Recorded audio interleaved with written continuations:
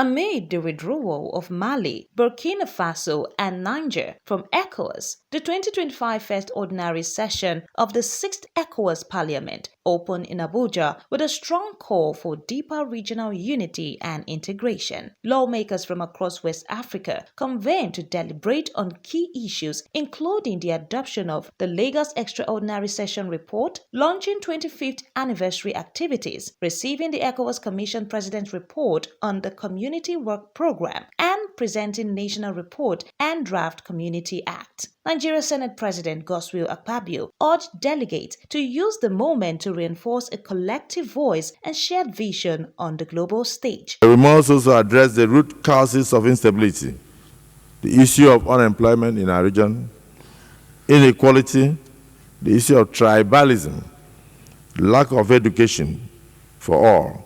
For it is often in the shadows of despair that extremism takes root. We must invest in our youths, create opportunities for our people, and build societies where hope thrives and not fear. What then will be the role of ECOWAS in this changing world? As global geopolitical dynamics shift, Africa must redefine its place on the world stage. ECOWAS must strengthen its voice in international fora, champion the threats and the interests of our people, and demand fair treatment in global trade, in global finance, and climate negotiations. We must be united in our approach, for as the African proverb says, if you want to go fast, you can go alone. But if you want to go far, then you must go together.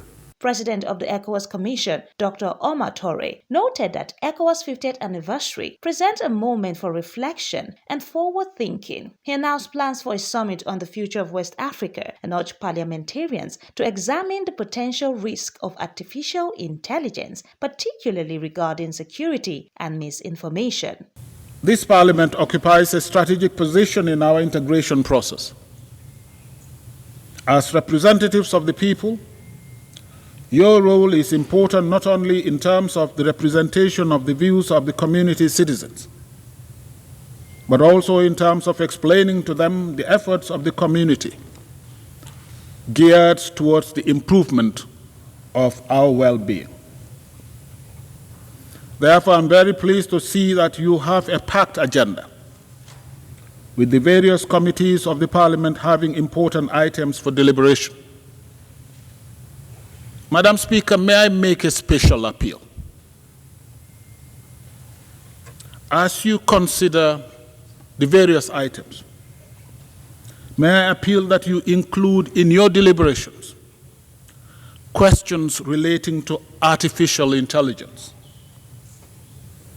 Indeed, in addition to the great promise that artificial intelligence holds for humanity, there is need to assess the risks that AI has for peace and security in the global south, where generative images, especially deep fake videos and audios, are taking control of the narrative in the public space.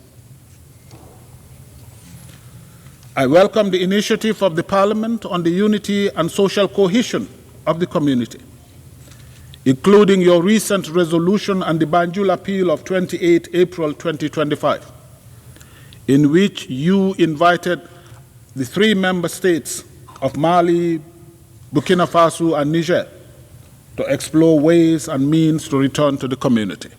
Speaker of the ECOWAS Parliament, Hajia Maimunatu Ibrahima, described 2025 as a landmark year, celebrating both ECOWAS Golden Jubilee and 25 years of parliamentary service. The year 2025 marks an important milestone in the life of our regional organization. Indeed, the community established on May 28, 1975 is celebrating a Golden Jubilee this year, while the Community Parliament, a representative forum for the exchange of ideas in the interest of the people, will commemorate its 25th anniversary on 16 November 2025. In 50 years of existence, the community institutions have played a key role in the economic development, regional integration, peace and security of our region. I pay tribute to the founding fathers of ECOWAS for their enlightened vision for building together an integrated and prosperous economic community where people live in peace and harmony. With regards to the parliamentary institution in particular, after 25 years of existence, and despite being relatively young, the ECOWAS Parliament continues to expand its influence on the West African politics scene. Most importantly, with regards to parliamentary cooperation, management of political crisis, and promotion of West African integration.